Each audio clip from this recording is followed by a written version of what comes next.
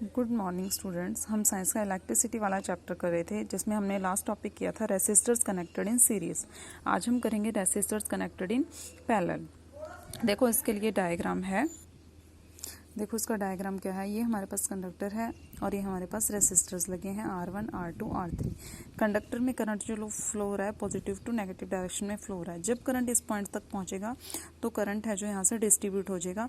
R1 resistors के लिए अलग जाएगा, R2 के लिए अलग जाएगा और R3 के लिए अलग जाएगा। सीरीज में क्या था, कनेक्शन ऐसे था। सीरीज में एक रेसिस्टर यहाँ था, एक यहाँ पे था और एक यहाँ पे था, तो उसमें करंट जो था सीधे फ्लो हो रहा था। तो उसमें करंट सेम था हमारे कंडक्टर के लिए और पोटेंशियल डिफरेंस जो थी वो अलग अलग थी हर एक रेसिस्टर्स के लिए। इसमें क्या है, कनेक्शन हमारा पैरेलल में है तो इसमें क्या होगा, पोटेंशियल डिफरेंस सेम होगा और करंट है जो वो डिफरेंट होगा। ठीक है, तो क्या है, इसके लिए कुछ थ्योरी भी लिखनी पड़ेगी तुमको। जैसे 3 resistors R1 R2 R3 are connected in parallel. A battery of V volts has been applied across the ends of this combination. ठीक है, the potential difference across the ends of all the 3 resistors will be same. जो potential difference होगा वो same होगा। ठीक है, the current flowing through the 3 resistors connected in parallel. इसमें जो करंट जो फ्लो होगा हाउएवर नॉट सेम नहीं होगा। The total current flowing through the circuit is I, लेकिन करंट क्या है, पूरे सर्किट में I ही फ्लो हो रहा है।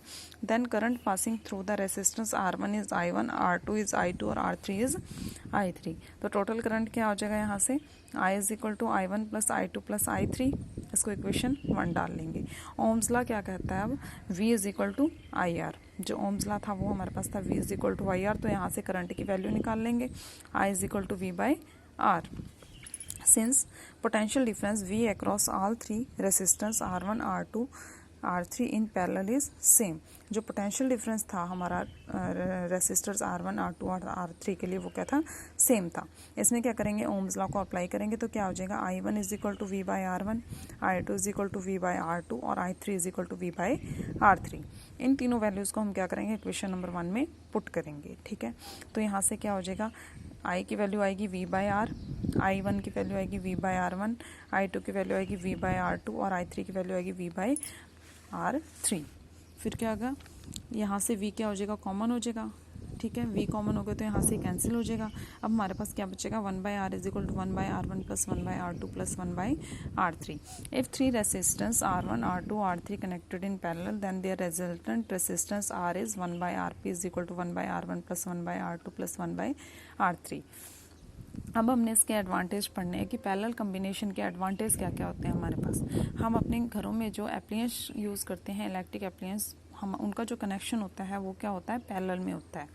जैसे हम फ़ैन यूज़ करते हैं, AC यूज़ करते हैं, फ्रिज यूज़ करते हैं, कूलर यूज़ करते हैं, इनका कनेक्शन। ठीक है, तो देखो हमने सीरीज़ में क्या किया था, सीरीज़ का कनेक्शन ये था हमारा और पैरेलल का कनेक्शन आपको दिखाई दिया, ये था हमारा पैरेलल का कनेक्शन। ठीक है, अब देखो फर्स्ट पॉइंट क्या है इसके एडवांटेज का।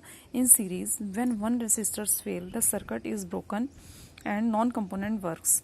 देखो सीरीज़ में जब ये है, इसमें करंट इस तरीके से फ्लो हो रहा है, ये वाला फ्लो हो रहा है, तो करंट सारे रेसिस्टर में इकट्ठे जाएगा।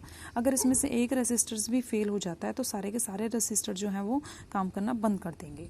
लेकिन उसमें क्या था, पैरेलल में क्या है, ये है अगर एक इसमें करंट अलग अलग जा रहा है, एक रेसिस्टर में करंट गया, अगर ये फेल हो गया तो दूसरा और तीसरा वर्क करेगा। ठीक है, एक तो इसका ये एडवांटेज है। सेकेंड एडवांटेज क्या है, different applications require different current, this can not be satisfied in series combination.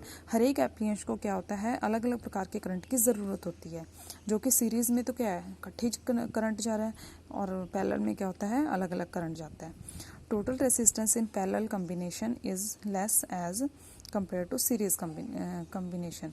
जो टोटल रेसिस्टेंस होती है पैरेलल कम्बिनेशन की वो कम होती है as compare to series combination. कैसे, अब सीरीज में क्या आया था हमारा रिजल्टेंट रेसिस्टेंस, ये आया था हमारा RS is equal to R1 plus R2 plus R3। अब सीरीज़ का जो रेसिस्टेंस होती है वो ज़्यादा होती है। कैसे, क्योंकि इसको हम सीधा ऐड कर देते हैं, ऐड करने के बाद सीधा इसका आंसर आ जाएगा।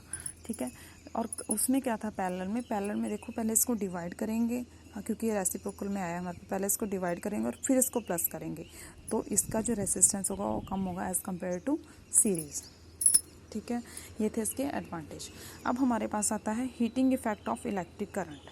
Heating effect of electric current क्या होता है, if the conductor is purely resistive the source of energy get dissipated in the form of heat. This is known as heating effect of current. कि जो electric current किसी conductor में पास हो रहा है उसके कारण जो हीटिंग होती है वो है ये if the conductor is purely resistivity, मतलब कि अगर हमारा कंडक्टर में जो करंट फ्लो हो रहा है वो करंट है जो प्योरली रेसिस्टिव है, मतलब कि उसमें जो करंट है जो ओपोज हो रहा है, अच्छे से स्ट्रांगली ओपोज हो रहा है, तो जो source of energy get dissipated in the form of heat, जो हमारा कंडक्टर है उसमें जो एनर्जी का सोर्स है वो हीट की फॉर्म में पूरा डिस्ट्रॉय हो जाएगा। ठीक है, इस प्रोसेस को क्या कहते हैं, heating effect of electric current. अब देखो इसके लिए क्या डायग्राम से बताते हैं। ये हमारा क्या है, एक कंडक्टर है, ठीक है, इसमें बैटरी लगी हुई है और ये पॉजिटिव है और ये नेगेटिव है। ठीक है, ये पॉजिटिव साइड है और ये नेगेटिव साइड। जो इलेक्ट्रॉन मूव होंगे वो इलेक्ट्रॉन कहाँ होते हैं, पॉजिटिव की साइड अट्रैक्ट होते हैं। तो क्या होंगे, जब ये इलेक्ट्रॉन मूव करेंगे तो ये एटम के साथ कोलाइड होंगे। ठीक है, एटम के साथ कोलिजन होगा इनका, तो क्या होगा, इसमें से हीटिंग प्रोड्यूस हो सकती है। तो यहाँ से क्या होगा, हीट है जो हमारे पास एनर्जी की फॉर्म में आएगा और एनर्जी क्या है, वर्क की फॉर्म में है। ठीक है, तो यहाँ से हमारे पास क्या होगा, पोटेंशियल डिफरेंस क्या हो जाएगा, V is equal to W by Q, work by charge. तो वर्क को हम यहाँ पे हीट लिख सकते हैं क्योंकि हीट एनर्जी की फॉर्म में, एनर्जी वर्क की फॉर्म में, तो ये आ जाएगा वर्क बाय चार्ज यानी H बाई क्यू। तो यहाँ से अगर हमने हीट की वैल्यू निकालनी है तो H क्या हो जाएगा, V by Q, V Q हो सकता है क्रॉस मल्टीप्लाई करके। ठीक है, हीटिंग की वैल्यू हमारे पास, हीटिंग के यहाँ पे 2-3 फार्मूले हैं। नेक्स्ट देखो क्या है, हमारे पास करंट क्या होता है, क्यू बाय टी, हमने स्टार्टिंग लेसन के स्टार्टिंग में किया था। तो यहाँ से चार्ज की वैल्यू निकल जाएगी हमारे पास, Q is equal to I T. इस वैल्यू को हम इक्वेशन 1 में पुट करेंगे, तो यहाँ इक्वेशन 1 में पुट किया तो वहाँ से आ जाएगा H is equal to V I T. अब ओम्स लॉ के अकॉर्डिंग वी की वैल्यू क्या होती है, V is equal to I R. इस वैल्यू को यहाँ पे पुट करेंगे तो क्या आ जाएगी value, H is equal to I square R T. ठीक है, आज के लिए इतना ही काफ़ी है, कल हम करेंगे joule law of heating. Okay, thank you students.